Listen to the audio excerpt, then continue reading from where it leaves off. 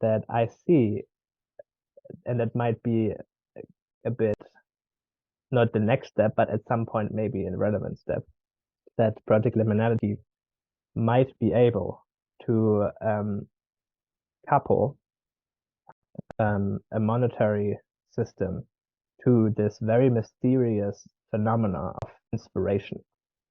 Mm. Because I think inspiration, I laid this out in one of my videos, like that it's kind of this, the vision incarnates its spirit into a collective, which is first of all individuals, but then in many at the same time. And inspiration or resonance, whatever, like this, when you encounter a story and it does something to you that is undescribable how it really works, but something is happening. And I think in there is like, this is like a kind of a portal to infinity or something like that. Like if we can take that very seriously and not collapse it to some model, because I don't think it can be modeled. I didn't even think it's desirable. But just be like, it's there and we can interact with it. We can give it a place in whatever we engineer. Kind of, we engineer this finite game that is open to this infinite game where new information comes through this inspiration, resonance, kind of mysterious openings or something like that. And yeah, just one thing to make it a bit more concrete. This domesticated liminal mind duality maps a lot to, of course, fear and love, but it also maps to manipulation versus inspiration. And it's interesting because a purely engineering mind, an engineer manipulates, which is not necessarily negative. It's only if that's the only modality to attack with the world, then you will start to manipulate stuff that is not, you don't have the intellect, that it was not given to you to manipulate your brothers and sisters. It was given to you to manipulate, I don't know, a stick to draw some symbol or something, like yeah, there has to be like a right relationship there.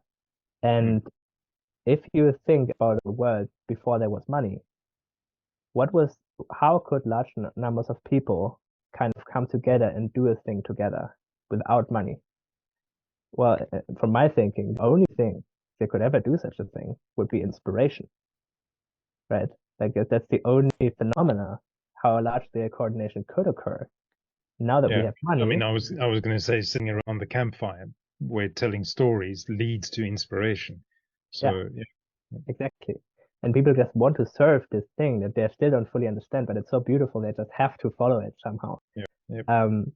But now you introduce money into the system, and suddenly the behavior of people can not only be inspired but also manipulated. And I mean, of course, there's nuance, but just on a very high level, this is this new metaphysical quality that opens up. So suddenly you can run a society like a machine, which is impossible without money. But of course, we haven't figured out how to scale up the inspiration thing.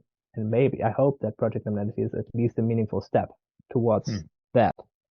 And I had this very kind of vague idea that somehow, if we could, step by step, maybe through some collective exploration, emergent process, if people could somehow use the data that arises from project liminality, which is at least better than what we have so far about what inspires and what manipulates, because I think it can differentiate that through this, like inspiring stories spread and manipulative stories kind of are concealed. It's like the inverse of what social media does nowadays. With that data, maybe we can iteratively build a currency or evolve a currency that gets closer and closer and closer to inspiration. And if it at the point where it merges, we don't need the currency anymore. Right? Because like if you wanted to do it anyway, there's no need for money. Like if your basic needs are met and stuff like that, then yeah.